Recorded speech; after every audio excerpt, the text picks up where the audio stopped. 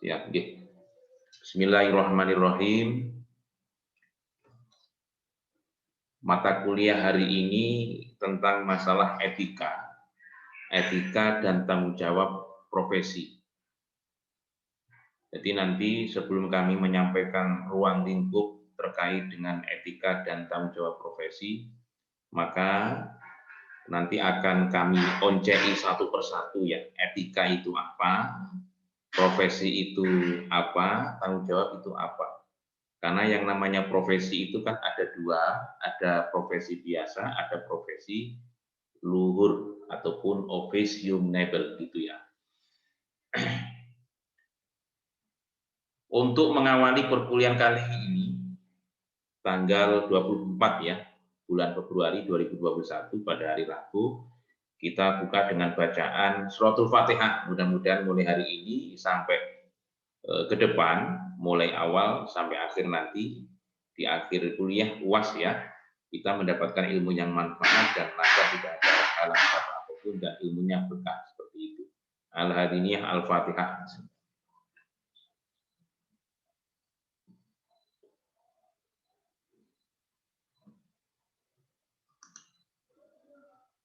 Bismillahirrahmanirrahim. Mata kuliah etika dan tanggung jawab profesi. Untuk masalah etika, etika itu sama dengan attitude ataupun akhlak. Kalau bahasa Arab itu adab kan gitu ya. Etika dan tanggung jawab profesi. Tentunya ini profesi hukum. Profesi hukum itu siapa? Profesi hukum itu ya para penegak hukum. Para penegak hukum dalam hal ini di sana ada advokat atau penasihat hukum, ada notaris, kemudian ada jaksa, ada hakim dan polisi. Keempat itu seperti jaksa, hakim, polisi, advokat itu sama-sama memiliki atau sebagai profesi luhur ya, officium nobile ataupun officium nobile. Jadi advokat itu adalah termasuk salah satu penegak hukum. Sama dengan jaksa, sama dengan hakim, dan sama dengan polisi. Cuma tupoksinya saja yang berbeda. Kalau advokat ini adalah merupakan penegak hukum, tapi dia tugasnya atau tupoksinya adalah sebagai pembela atau melakukan pledoi pembelaan kepada siapa? Kepada para pencari keadilan. Berbeda dengan hakim. Kalau hakim itu sama sebenarnya sama penegak hukum, cuma kalau hakim itu yang mengadili, yang memutuskan suatu perkara bagi mereka yang mengajukan atau mencari keadilan. Siapa? Yaitu para penggugat ataupun para pemohon, atau dalam hal ini dalam masalah pidana, baik pelapor ataupun tersangka, terdakwa ataupun terpidana yang akhirnya menjadi narapidana seperti itu. Ini video saya ini mati-mati Mas, ini mungkin apa itu kamera yang di laptop ya kayaknya. Nah ini bisa nyala lagi. Kalau jaksa tugasnya adalah yang menentukan ataupun yang mencari pasal, itu jaksa. Kalau polisi yaitu adalah memiliki kewenangan untuk melakukan penyelidikan dan penyidikan. Itu tugasnya polisi. Kemudian mencari alat bukti, gelar perkara, melakukan P21 atau pelimpahan, kemudian dilimpahkan ke jaksa seperti itu. Baik, untuk yang awal yaitu adalah etika ya. Etika itu berasal dari kata ethos atau dari bahasa Yunani ya, yaitu adalah sikap ataupun karakter. Oleh karena itu, seorang penegak hukum seperti advokat, jaksa, hakim, polisi itu harus punya attitude, harus punya adabiah, harus punya etika. Karena apa? Karena mereka adalah termasuk penegak hukum dan memiliki profesi officium nobile, profesi luhur. Karena status sosial seperti jaksa, hakim, lawyer, ataupun penasihat hukum atau advokat, ini dipandang oleh masyarakat itu sangat luar biasa. Itu kalau kita lihat status sosialnya. Maka perlu yang namanya kode etik. Jadi etika dan tanggung jawab profesi itu sama dengan kode etik. Nah, kode etik itu ada ataupun aturan yang dibuat oleh mereka yang ada organisasi seperti advokat. Advokat itu kan memiliki organisasi besar seperti Pradi. Sehingga organisasi Pradi advokat, Perhimpunan Advokat Indonesia itu membuat kode etik ataupun peraturan yang namanya kode etik yang mengatur tentang masalah sikap ataupun perilaku para profesi tersebut ataupun advokat yang ada di dalam perhatian tersebut. Ketika nanti ada anggotanya yang melanggar kode etik, melakukan suatu tindakan yang bertentangan dengan undang-undang ataupun melakukan obstruction of justice, maka nanti di sana boleh diselesaikan melalui Dewan Kehormatan ataupun Dewan Kehormatan Advokat, baik di tingkat daerah maupun di tingkat pusat. Ini yang pertama adalah etika ya, etika. Untuk definisinya itu ya, menurut KBIBI, Kamus Besar Bahasa Indonesia, sistem nilai-nilai atau norma-norma ya.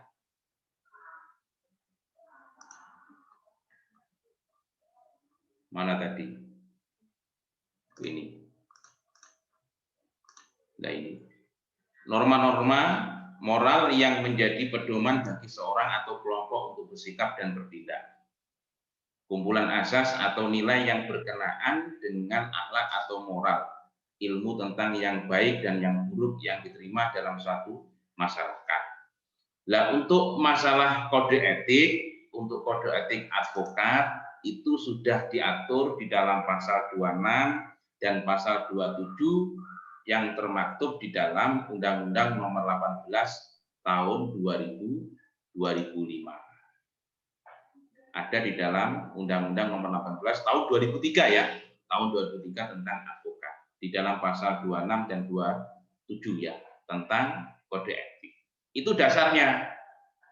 Akhirnya dengan dasar itu Perhimpunan Advokat itu membuat aturan ataupun kode etik bagi para advokat.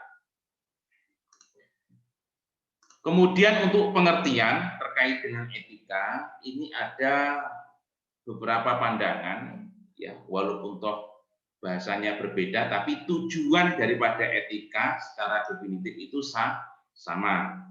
Seperti ini ya, etika adalah nilai-nilai dan norma moral yang menjadi pegangan bagi seorang atau suatu kelompok dalam mengatur perilaku.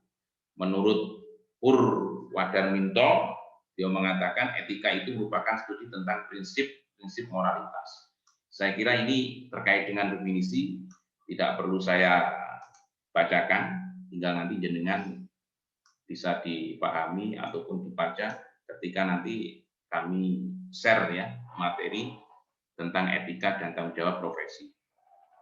Kode etik itu adalah merupakan perwujudan ya, perwujudan etika dalam bentuk aturan atau kode secara tertulis ya, yang secara sistematik sengaja dibuat berdasarkan prinsip-prinsip moral yang ada pada saat dibutuhkan akan bisa difungsikan sebagai alat untuk menghakimi.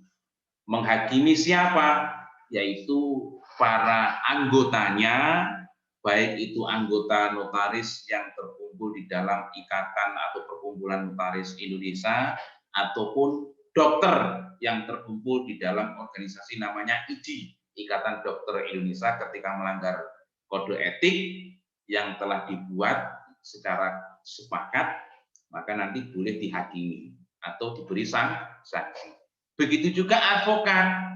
Advokat itu kan ada aturannya, ada kode etik yang mengatur tentang masalah apa itu sikap ataupun perilaku. Ketika nanti ada satu advokat yang melanggar, maka boleh dihakimi. Oleh siapa?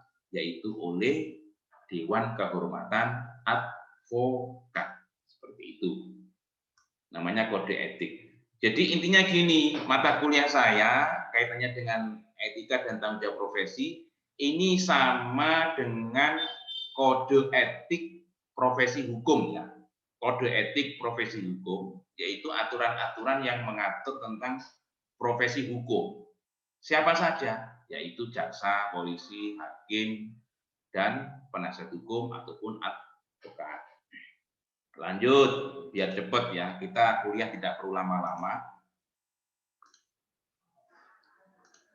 Kemudian apa tujuan dibentuknya suatu kode etik untuk profesi hukum? Tujuannya adalah untuk mengatur dan memberi kualitas kepada pelaksanaan profesi, serta untuk menjaga kehormatan dan nama baik organisasi profesi, serta untuk melindungi publik yang memerlukan jasa-jasa baik profesional, memerlukan bantuan hukum ataupun bagi mereka yang mencari keadilan.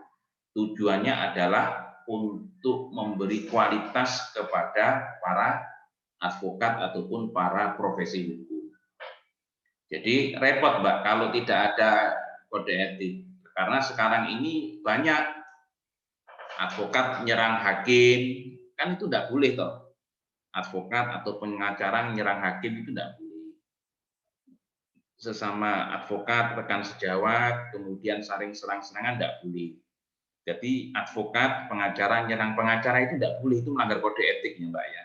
Bagaimana advokat berhubungan dengan advokat lawan, atau advokat dengan klien juga harus dijaga.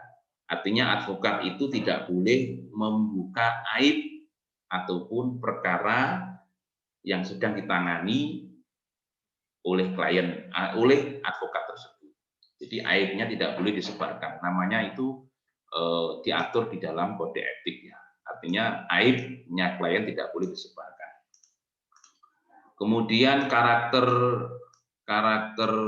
karakteristik kode etik ini ya merupakan produk terapan.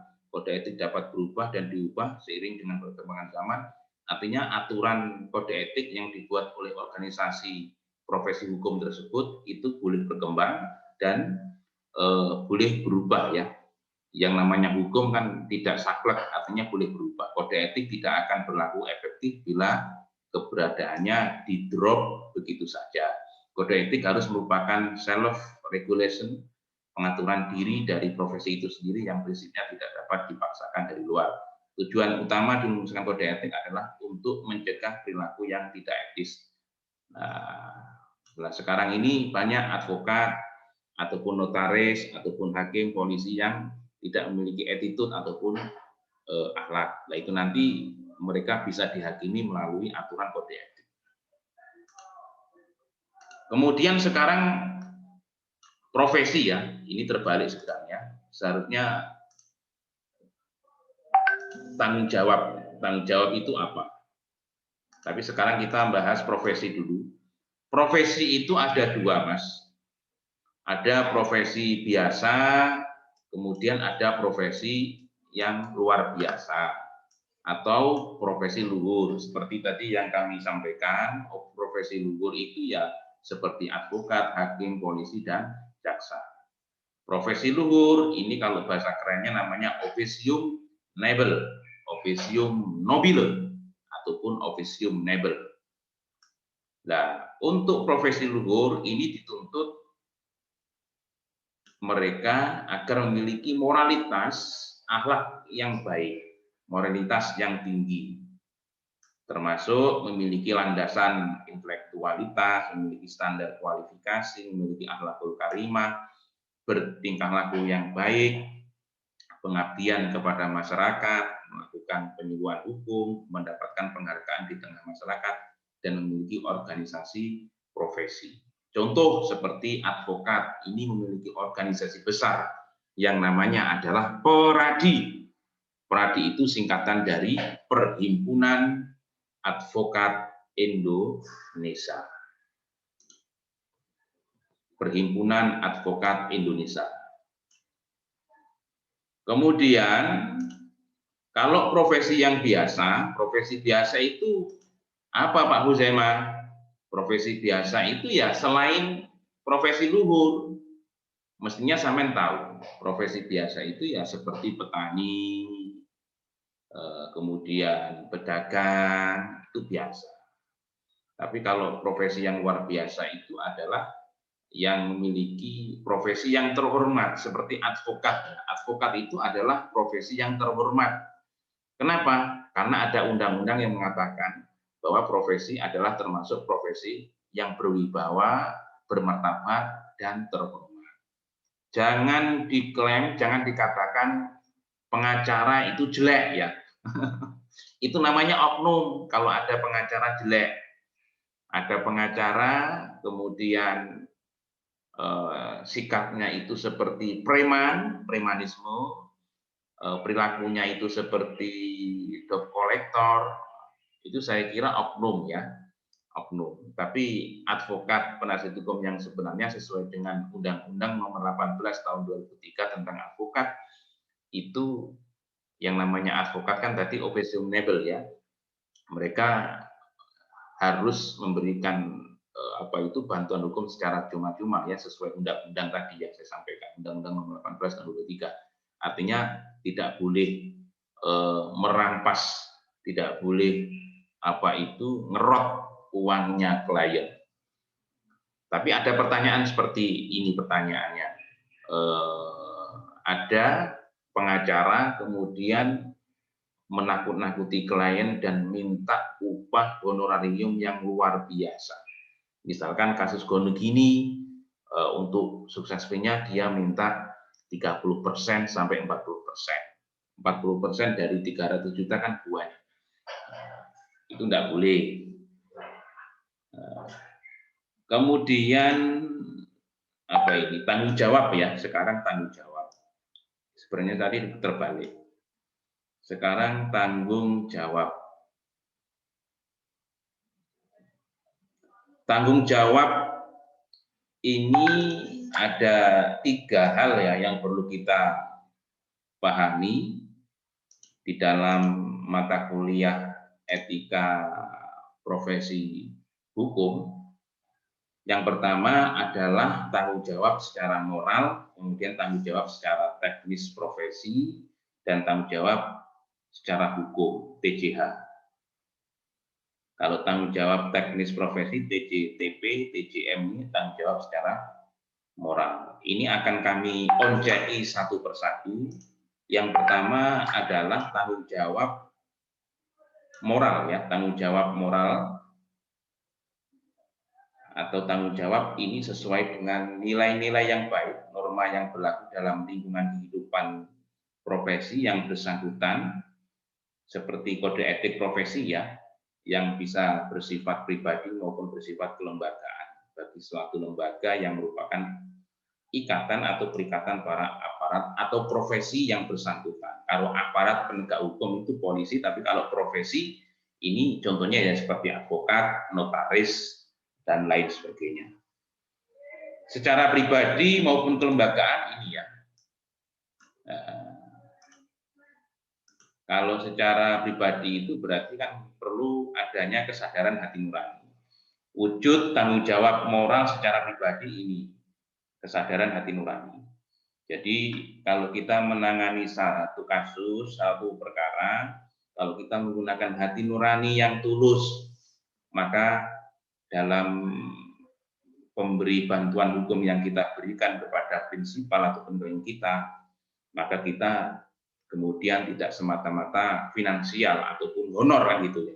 Kita memang ada sifat untuk menolong, membantu orang yang terjerat hukum misalkan. Kemudian wujud tanggung jawab moral secara kelembagaan. Ini ada sanksi dari organisasi atau dari lembaga yang bersangkutan, seperti misalkan advokat yang melanggar kode etik atau obstruction of justice ya, dia melakukan obstruction of justice, melakukan suatu sikap yang bertentangan dengan undang-undang, maka dia bisa diberi sanksi, yaitu berupa diberhentikan, artinya tidak bisa beracara di pengadilan. Kemudian TJM, tanggung jawab secara moral menjadi tanggung jawab hukum. Ini artinya bila nilai-nilai yang hidup dalam masyarakat diangkat dan dituangkan dalam peraturan perundang-undangan. Ya, seperti sanksi itu sudah dituangkan di dalam peraturan bagi mereka yang melanggar kode etik. Kemudian tanggung jawab teknis profesi, ya, ini adalah merupakan tuntutan bagi aparat atau bagi profesi untuk melaksanakan tugasnya secara profesional sesuai dengan kriteria teknis yang berlaku dalam bidang profesi yang bersangkutan. Seperti kalau advokat, maka sesuai dengan teknis profesinya adalah membela bagi para pencari keadilan ataupun kliennya ataupun prinsipalnya, baik yang bersifat umum maupun ketentuan khusus, ya. Kalau umum itu berarti perkara publik pidana, kalau khusus berarti perdata yang berlaku dalam lembaga yang bersangkutan. Sanksi terhadap pihak yang tidak dapat bertanggung jawab secara teknis profesional adalah penilaian atas kemampuan itu sendiri. Kemudian tanggung jawab secara hukum, ini kaitannya dengan tanggung jawab profesi tadi. Tanggung jawab hukum adalah tanggung jawab yang menjadi beban aparat atau profesi untuk mendapat atau dapat melaksanakan tugasnya dengan tidak melanggar rambu-rambu hukum. Wujud pertanggungjawaban hukum adalah berupa sanksi. Nah, untuk sanksi bagi profesi, baik notaris, ataupun advokat, ataupun dokter, atau guru, dosen, ya, dan lain sebagainya, itu sanksinya adalah berupa teguran, nanti diberhentikan, tidak boleh mengajar, atau tidak boleh beracara. Kemudian yang terakhir adalah ruang lingkup mata kuliah etika profesi hukum ataupun etika dan tanggung jawab profesi hukum. Nanti ruang lingkup ke depan yang akan kita bahas ini satu tentang kode etik advokat atau penasihat hukum, kemudian kode etik polisi, kode etik hakim, kode etik jaksa, kode etik pegawai pemasyarakatan, kode etik notaris, kode etik profesi hukum KPK, kode etik panitera dan jurusita, kode etik arbiter dan mediator, kode etik intelijen negara, kode etik notaris, dokter, guru, dosen, dan lain sebagainya. Ini yang akan kita bahas ke depan seperti itu. Mungkin hanya ini yang dapat kami sampaikan. Barangkali ada yang perlu ditanyakan, kami persilakan.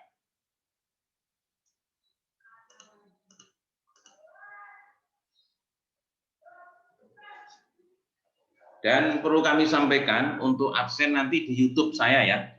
Setelah ini materi nanti akan kami share, akan kami upload di YouTube. Silakan nanti jenengan tulis nama dan NTM di dalam YouTube kami. Ya, Mbak Ica, Febriana, AP, Mbak Disna, Duwika, Ayu, dan lain sebagainya. Ada yang tanya, monggo silakan terkait dengan etika profesi hukum atau kode etik. Pak, izin tanya, Pak. Siap, monggo Mas Minan. Oke. Tapi agak keluar sedikit dari pembahasan, nggak apa ya, Pak? Oke, siap. Jadi mengenai profesi advokat ini, semisal kita itu mendapat klien yang bersalah gitu, hukumnya gimana ya, Pak? Mungkin seperti itu sih, Pak, dari kesannya. Advokat membela klien yang salah gitu, Pak. Membela klien yang salah. Kalau advokat membela klien yang salah itu gini, Mas, bukan berarti kita membela perbuatannya, ya, tapi kita membela proses di dalam persidangan, ya, ataupun ketika kita mendampingi klien yang salah misalkan, tapi kita membela hak-haknya, Mas, agar tersangka tersebut mendapatkan restoratif justice ataupun keadilan yang diharapkan ataupun keadilan yang sesuai dengan hati nurani kita sebenarnya. Bukan berarti kita membela perbuatannya ya. Kalau perbuatannya yang namanya nyolong itu kan salah. Tapi prinsip lawyer, advokat, ini adalah membantu proses beracaranya di persidangan itu. Mungkin tersangka itu punya anak kecil. Nanti kalau hukumannya 5 tahun kan kasih anak itu, Mas. Akhirnya kita boleh mengajukan pledoi atau pembelaan, nanti hukumannya bisa dikurangi menjadi 2,5 tahun. Bayangkan Mas, misalkan ada tersangka, terdakwa, terpidana, dituntut oleh jaksa itu 15 tahun penjara. Sedangkan terpidana itu memiliki anak bayi yang masih usia 2 tahun 2 misalkan. Kan ngesakne toh, kalau 5 tahun 15 tahun di penjara sapa sing golekne duit iku. Lah, dengan pledoi nanti kan penasihat hukum bisa membuatkan pledoi ya, namanya pembelaan. Kan ada eksepsi, ada tangkisan. Ketika sidang itu kan ada tangkisan. Oh ya, nanti jenengan akan praktek ya. Nanti kan ada praktek perdata dan pidana di pengadilan negeri kabupaten maupun kota. Nanti insya Allah saya dan Bu Emi yang mendampinginya. Maka nanti bahasa hukum pledoi itu ada pembelaan. Pembelaan itu merupakan hak bagi klien ya. Klien yang mungkin salah ataupun tidak salah, tapi punya hak untuk melakukan pembelaan. Ya, melakukan pembelaan itu maka nanti lawyernya itu menggunakan dasar-dasar ataupun pendapat ahli hukum ya, agar hukuman tuntutan yang disampaikan oleh jaksa itu bisa berkurang. Seperti itu Mas Minan dari saya.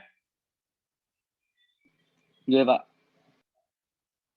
Bukan membela perbuatannya Mas Minan, tapi advokat itu membantu proses persidangan, karena perkara pidana 5 tahun ke atas itu kan harus didampingi oleh kuasa hukum, ya, apalagi tuntutan 15 penjara. Kalau putusan tanpa didampingi oleh kuasa hukum, penasihat hukum, maka putusannya batal demi hukum, seperti itu. Monggo yang lain.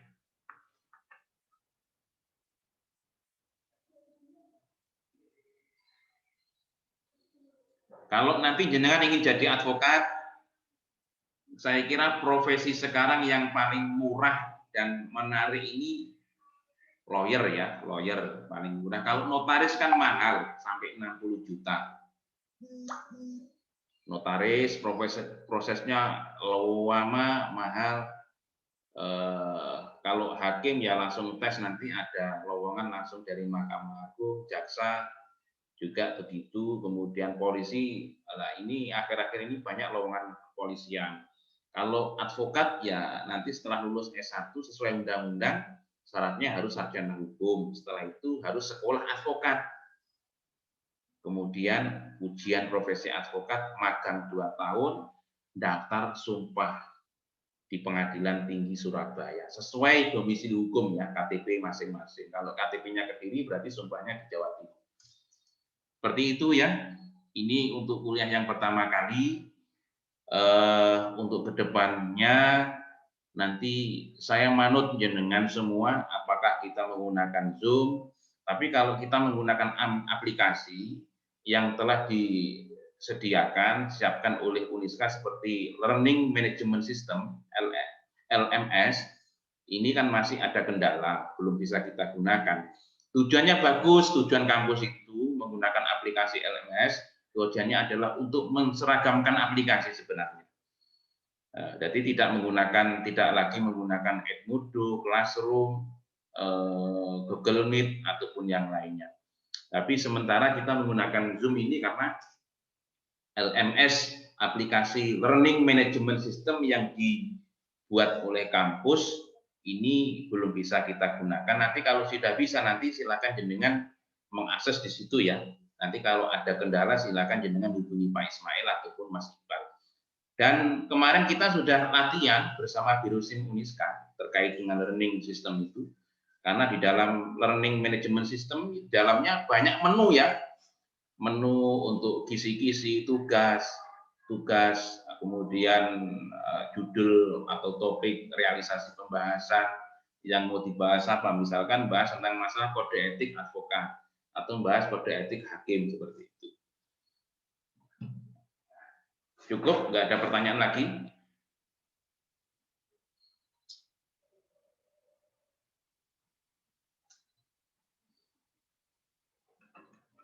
Kalau cukup, kita foto bersama.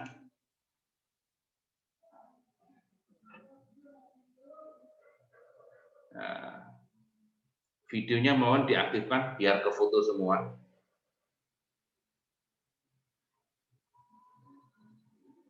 Nah, oke, terima kasih. Ini tadi Mas Tepatan Fakultas Hukum rapat ya terkait dengan kurikulum merdeka. Jadi ke depan nanti kuliah itu tidak harus di kampus. Nanti jenengan boleh magang ya di institusi ataupun di pemerintahan ataupun di BPN atau pengadilan, magang lamanya ya 1 tahun. Kalau magang cuma 1 bulan, 2 bulan, 3 bulan itu tidak mendapatkan apa-apa. Magang sekaligus 1 tahun, sekaligus kerja itu ya. Mungkin hanya ini yang dapat kami sampaikan untuk semester 6 1 ya. Kita lanjutkan ke depan. Apakah kita menggunakan apa, aplikasi apa, silakan jenengan. Atau mungkin kita cukup pakai WA atau jadul.